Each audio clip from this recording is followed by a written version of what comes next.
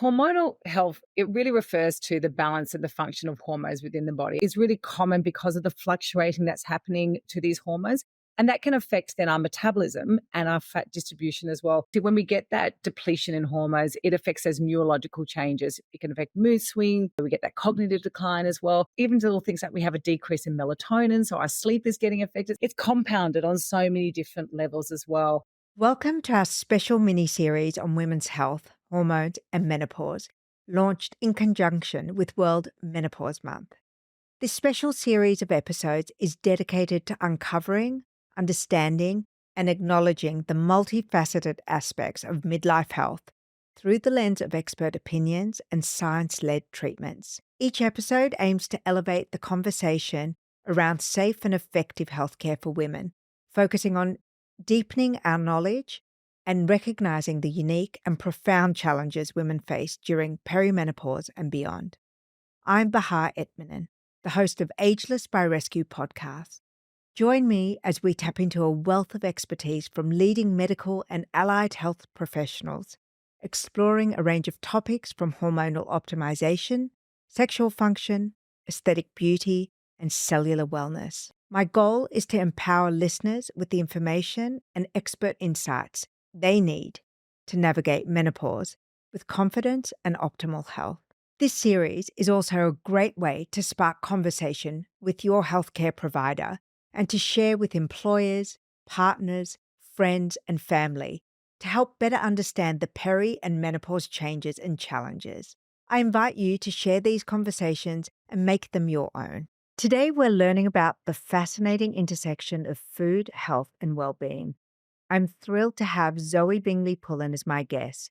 Zoe is a friend, a renowned nutritionist, chef, author, and passionate educator. Zoe is also the founder of Nutritional Edge, a consultancy that empowers individuals through the transformative power of food and nutrition education. From her classical training at Le Cordon Bleu in London to inspiring millions on Channel 10's Good Chef, Bad Chef and Channel 7's House of Wellness, Zoe has made a significant impact by making health accessible and appealing.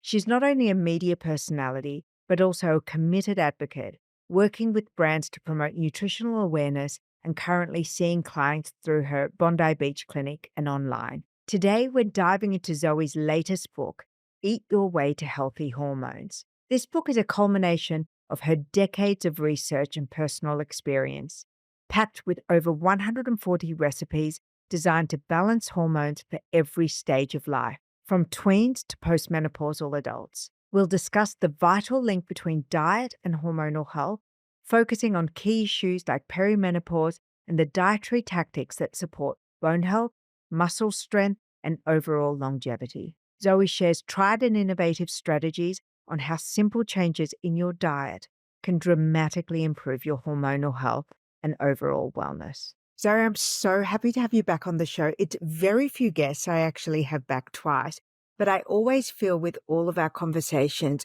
there's just never enough time.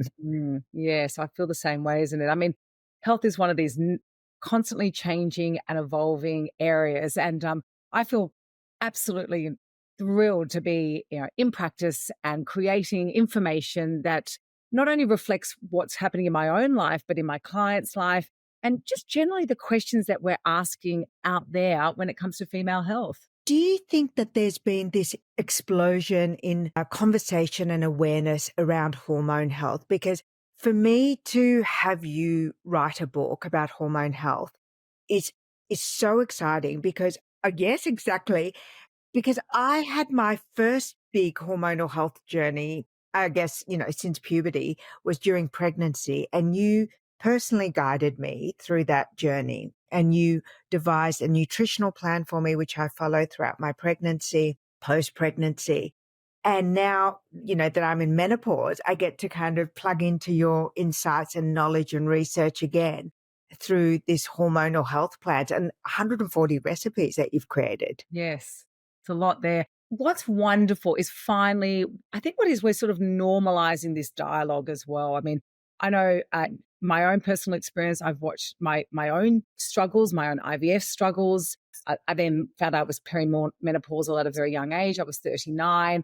didn't quite understand, even though with all this knowledge and all this, sort of text information, I still didn't quite know how to put the pieces together as well.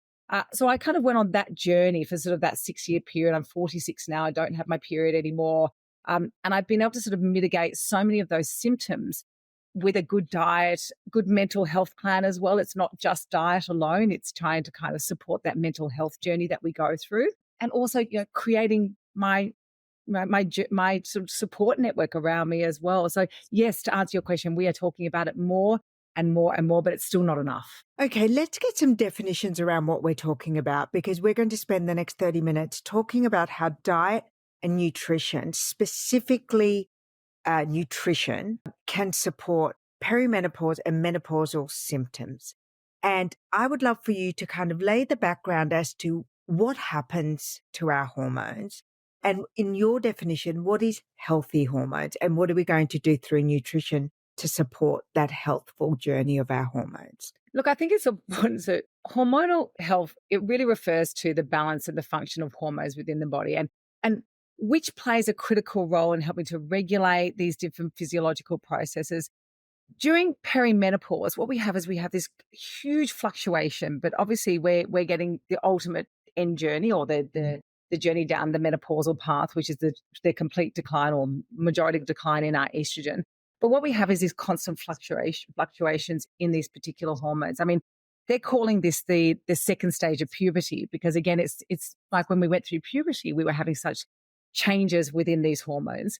Again, when we come to the end of our sort of sex hormone cycle, we're also getting these fluctuations. So this is when we're often feeling the symptoms of hot flushes, mood swings. We have weight gain. We have sleep disruptions as well. So I've been trying to focus on how do we kind of unravel some of that information. What do we do? First of all, how do we go to our GP? Because a lot of my clients were saying, look, I don't know what's going on with me. But what we need is a little bit of pathological data there. We need to actually look at the bloods. We need to find out, well, comparing apples to apples, what does your blood results look like as well? It's really important to know, because when you go and get your bloods done, you need to have those bloods done ideally between day 19 and day 21, because that's the most consistent that we can see when we actually see what's happening with estrogen and progesterone as well. And so what we need to then look at is sort of every 3 months trying to kind of track that information, just so we can compare it together. So when we're talking about, you mentioned something really important, and I think that's a great insight to have. When you talk about healthy hormones in this particular phase of life, we're talking specifically about sex hormones, and they are testosterone, estrogen, progesterone. Am I correct? Yep, correct. Absolutely. Stimulating hormone, your luteinizing hormone as well. And they're all fluctuating through this period. Right. And each of those hormones plays a vital role at the optimal levels to the symptoms that we discussed. And you raised some amazing things that come up all the time. Sleep is often disturbed during perimenopause and menopause, hot flashes, weight gain, particularly around the abdominal area. Regardless of what you were doing before, the weight shift doesn't seem to work in the same way. We also have some deterioration of bone density and muscle mass. Is that correct? Absolutely. I mean, look, I think when we're looking at particularly sort of start on weight gain through that period of time as well. So weight gain around that sort of midsection during perimenopause is really common because of the fluctuating that's happening to these hormones. And that can affect then our metabolism and our fat distribution as well. I mean, I get so many clients ask me sort of what is the perfect diet for something like this? And there really isn't one perfect diet, because everybody is slightly different as well. I mean, you can look at things like intermittent fasting, which is very effective when we're going through sort of consistent hormonal changes, but not as effective when we're going through kind of these variations as well. I really do say to my clients, I don't believe in intermittent fasting for women in that morning stage, purely because we still do have that dysregulation or that increase in the adrenaline, but also what it does, it really does destabilize our blood sugar levels as well. And if you think about it, you already have this imbalance going on, or these changes going on. You then don't want to then destabilize that even further by destabilizing another hormone, which is insulin as well. So it's critical in these periods of time that we're eating adequate protein. So I always say eat protein with every meal and every snack. There is such a lot of buzz about protein. So I'm so happy to ask you this question, and I'm asking this selfishly for me, but I'm sure that the other listeners are also super confused and curious about how we're going to get all of this protein that is now that we're now hearing we have to get. How much is the rule of thumb, Okay. and how do we get it? Right. So look, it's the rule of thumb is 1 gram per kilogram of body weight. So I'm 69 kilos. Essentially, I need 69 grams of usable protein. So we're not talking about weight-based protein. So to give you an example, a 100-gram piece of steak or chicken, you might get about 20 grams of protein in that. But in saying that, it's not so much about calculating kind of how do we get this protein into our diet. What it is making sure that we have is we need a cross section of what we call these 22 essential amino acids. And we need to make sure that we've got them peppered all over our diet as well. So it's more effective or, less of a head case of process if we can just then make sure that we have good quality lean protein in small amounts in every meal and every snack. Now, the benefit of that is not only that these amino acids not only work on the building block of our body, they also work on our detox pathways. So within those pathways, we have estrogenic pathways. So we need to constantly be servicing and making sure those pathways are doing their job as effectively as they possibly can. But also what's so critical about protein as a food group is it's very filling. And it also has the effect of helping to, because it is such a slow releasing food group, it has the positive effect of also then slowing down other foods. So those are slightly higher glycemic foods or the higher sugared foods diet. It slows that down as well. So it keeps you full. It's satiating. It works on those building blocks. It works on the pathways for detoxing. But again, it's very assisting in the process of weight loss as well. Can I ask you though? Okay, so you've given the example, which is kind of makes sense to most people, like a lean piece of steak or an egg or a nice piece of chicken or something.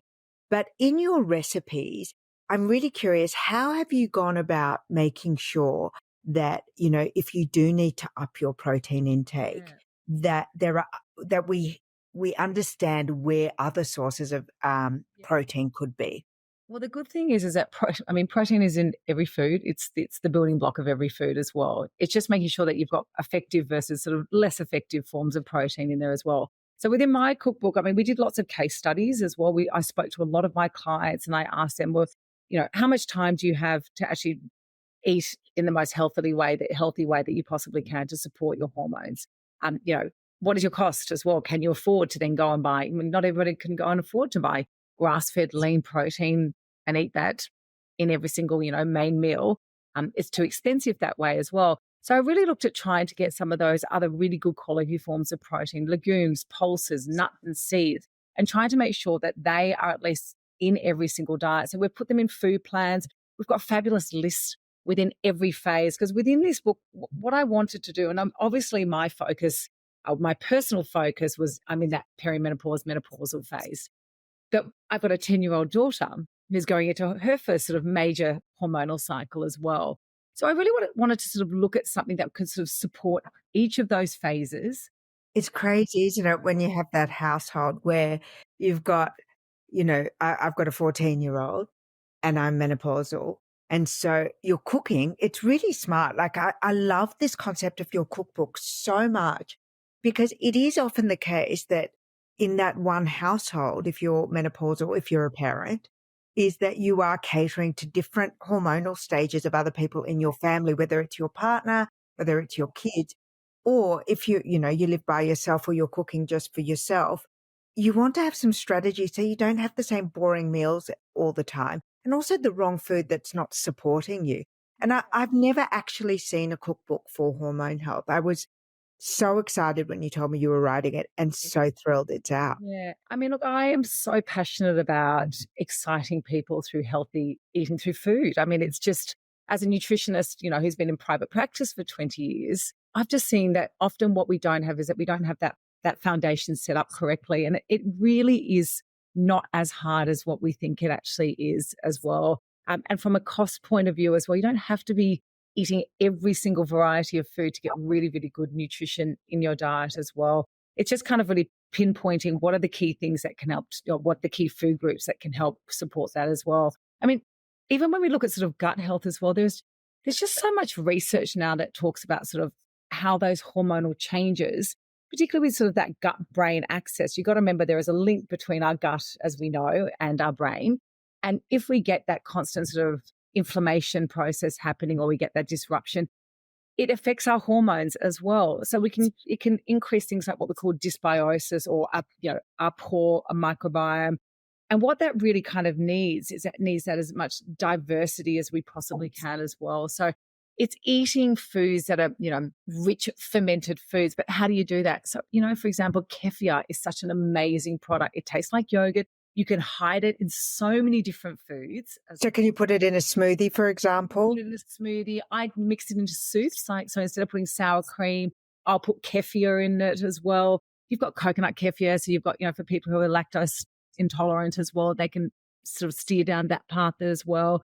You can have little shots of it. There's different flavors. You can pick a berry, mango. So, I give Emily a little shot in the morning. I might put a little bit of Manuka honey in it to sweeten it up if she wants something a little bit sweeter in there as well. So there are these kind of lovely food groups that you can kind of hide in there. A container you can make. I mean, obviously, I don't know many people out there who are making their own kefir. It's not going to be me. It won't be me. You can buy it in almost all supermarkets now sell products like that as well. So we can kind of pepper these types of foods in there. But again, that diversity can come in other foods. So, we also need to look at sort of those prebiotics. So we talk a lot about the probiotic component of food, which we know is all that the beneficial bacteria. But what we also want to talk about is how to feed that bacteria as well. So we talk about things like resistant starch or prebiotics, and they're exactly like the words said. They're resistant to the breakdown. So it takes longer to get down into that sort of lower colon area to feed that bacteria that's sitting in that colon, which is so necessary to help with our microbiome as well. So these come from things like, lentils. They come in green bananas. Even they're kind of looking at also when you heat, it changes the molecule structure of these fibers when you heat potatoes and cool potatoes. I'm like, great, let's get potato salad back on the menu. Let's get sweet potatoes more in the menu as well. And these fibers actually help to feed that bacteria. And also what it does, then it kind of maintains that good diversity in the gut overall. So you were talking about gut health, and it's linked to neuro health, and brain fog and memory and mood are three things that come up a lot as a symptom of menopause and perimenopause. And I've definitely experienced that twice in my life. Once was post-pregnancy, that pregnancy head or baby brain, and then again in menopause. And for me, it's so debilitating some days that it just is so demoralizing. That short-term memory, that sharpness of the brain, I feel has been the worst symptom for me. Like I've dealt with everything else, but this one really had me stumped. And I'm wondering if you could talk to that about the link between good nutrition and gut health and sharpening your kind of mental clarity and health. Yeah, look, I mean, I know personally it's not, particularly I think when you're looking at the type of driving women, but women have so much pressure on them to do everything these days. I mean, for the first time in history, we're having these age factors where we might have young children. We're at an age of crazy hormonal, different hormonal changes, and we have older parents as well. So there's so much pressure on us to stay sharp all the time as well. It's mitigated. It's affected by different things as well. So obviously when we get that depletion in hormones, it affects those neurological changes. It can affect mood swing. As we know, we get that cognitive decline as well. But we also, even little things like we have a decrease in melatonin, so our sleep is getting affected. So it's compounded on so many different levels as well. We talk about things like, making sure that we've got good things like what I call brain vitamins, if you like. Yeah, no, it's great because, there's a lot of talk about nootropics. But if you can actually cook and build recipes and plan your kind of meals. Foods in it as well. So one of those kind of key nutrients is things like choline as well. And that's found in things like beef and chicken liver. It's also found in things like egg yolks, lecithin, which you can mix into smoothies, lentils, milk. You've got it in soybeans. If you can always do soybeans, always make sure that all your soy products are organic. They're great phytoestrogens, but they can be some of the most processed and also genetically modified. So we do always want to make sure our soy products are always organic.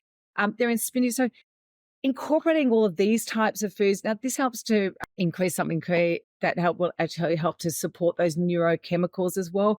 And then you've got things like flavonoids. Oh my God, flavonoids are found in plant-based foods.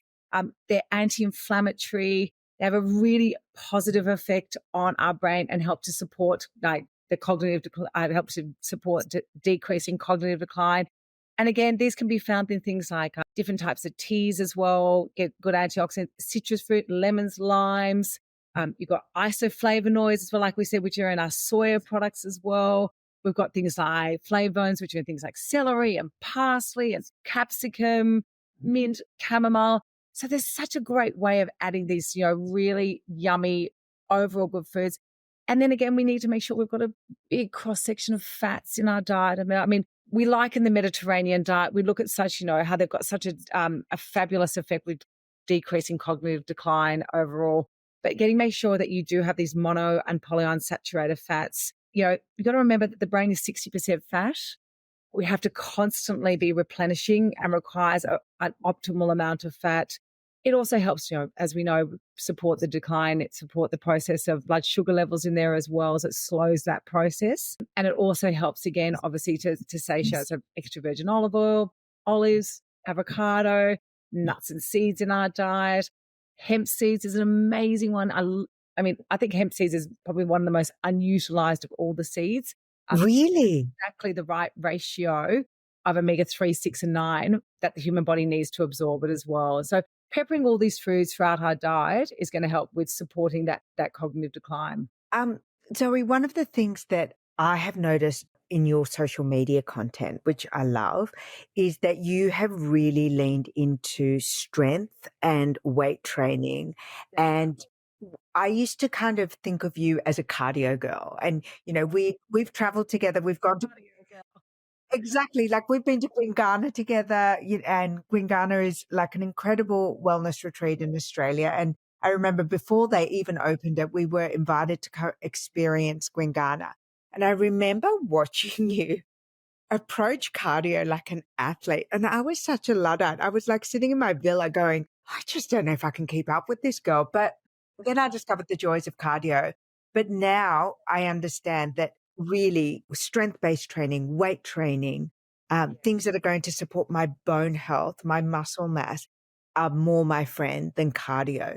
So obviously your husband is a very well-regarded personal trainer. You've got an unfair advantage. You've got one of the world's best trainers he under the roof. He just judges me if I don't train. So it's a little bit different. So with the changes you've made in your training protocol, have you also made changes to your diet to support that bone health piece, that muscle health piece? Absolutely. I mean, we get when our estrogen levels are decreasing, it can lead to that bone density loss. It can lead to, the increased risk of osteoporosis. It also affects how we absorb and use, calcium within our body as well. We need things like really calcium-rich foods. And for a lot of people, particularly a lot of my clients, that they don't eat a lot of dairy products anymore. We don't need a lot of people sort of steering away from some of those animal-based products as well. So we need to make sure that we've got rich calcium foods in our diet, like green leafy vegetables.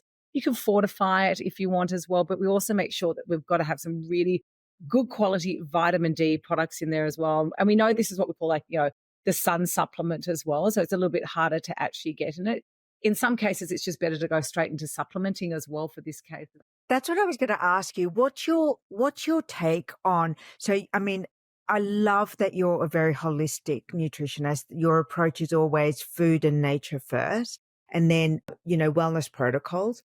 But you are also an advocate for correct supplementation. And I would like to talk about a couple of the key ones that come up to support peri and menopausal. So DHEA, NMN, magnesium, and calcium. I'd love you to talk to those. So I think what we need to understand about DHEA, if you look at the hormone cascade, these are the steroid hormones, so how our hormones are corrected. DHEA is sort of one of these key things that actually helps to create these hormones. So it's really, really important that we actually do look at getting DHEA. It is something that you absolutely do have to supplement. Very hard, virtually impossible to get it in your diet to the degrees that we need it as well. So I do believe that is something that is really important. The Therapeutic Goods Act, TGA in Australia, we're really strict on things like DHEA, and often we find that we have to get them compounded, whereas you go to America and you can get it over the counter as well. So it's a good place to start purely because this feedback system that we have with hormones, often if we sort of target sort of a core root and then we affect that, that can affect all the other hormones in a positive. It won't, if something's imbalanced, it's not necessarily going to completely right it to what it is, but it will help to support that process as well. Magnesium, oh my God. I mean, so that the average person needs around 600 milligrams of magnesium a day. And again, we can get it from green leafy vegetables, nuts and seeds. It's really important, different animal products in the diet, but really supplementing with it is a great idea as well. But again, it's the type of magnesium. It's really important that we... Yes, what is the correct type? There's so much confusion. So confusing. So Yeah. this glycinate form of magnesium is the most absorbable. The molecule's easier for the body to... Which one? Sorry, I missed that. It's called bisglycinate. Bisglycinate. Yeah. So when you go to your naturopath, your nutritionist, your pharmacist, whoever it is, just ask them a little bit about sort of, the different types of magnesium. I also always advocate, if you're taking supplements, trying to go for something that is very ethically put together. You might know some of the part it's in, or someone explained it to you as well. The practitioner range as well, because again, in a lot of cases, what you pay for is what you get when it comes to supplements as well. Magnesium is used in over 300 functions, if not more, within the human body. It's a precursor. Like if you're looking at things like how we build certain hormones, for example, serotonin, it's in different pathways to actually help to build these hormones as well. So we do need it a lot in our diet as well. NMN is a really interesting one. It's very new on the market. I love it. A lot of research that's being done around it as well. NMN, again, it's really important that we're looking at, because there's different types of NMN. So you need to make sure you're getting a really good quality form of NMN in the diet. And it's also something that is built up over time as well. So you need to be taking it for at least 3 months to actually get the effect. It works on that cellular turnover. So it's working to actually work on the protein pathways and the cell turnover. And also energy, right? It's cellular energy. Supports energy. There's other supplements, though, that are very effective for supporting energy as well, like coenzyme Q10, that works actually on the Krebs cycle, and it works on our ATP production as well. We need, when it comes to coenzyme Q10, it's ubiquinol. And over the age of about 40, our ubiquinol levels, our ability to build and absorb it drops. So we need... And that supports heart health as well, doesn't it, ubiquinol? Wow, it's amazing for heart health, but it's just even really just good for just general energy overall. And again, like we said, calcium is vital. Because of that estrogen levels dropping, we don't absorb calcium the same way that we used to as well. And it's very important that we are getting good quality calciums in our diet. It works in so many different functions, but again, osteopenia, osteoporosis, again, these types of areas, if we support the correct amount of calcium, we actually help to sort of slow that process down overall. So is there anything that you think is kind of like a secret sauce to supporting this period of time, whether it's a supplement or a tweak in our dietary and nutritional plan? Is there something that we're all missing that could really enhance how we feel during this time? I think I'm a big fan of sort of those adaptogenic herbs as well. So ashwagandha, ginseng. I guess what exactly as the word states within this sort of world of herbs is that they basically regulate what's going on in our hormones. So, for example, the working majority on that sort of that stress component, because for a lot of us, we're going to have this decline. But if we can mitigate our stress, then what does it doesn't have this kind of effect, doesn't happen faster or with more intensity, if you like, as well. And that's why I changed my exercise for that very reason. I've always eaten healthily. Zoe, thank you so much for sharing your insights with us. As I said at the beginning of the episode, you supported me 14 years ago during my pregnancy with, a daily nutritional plan, supplements that I was taking, menus and recipes.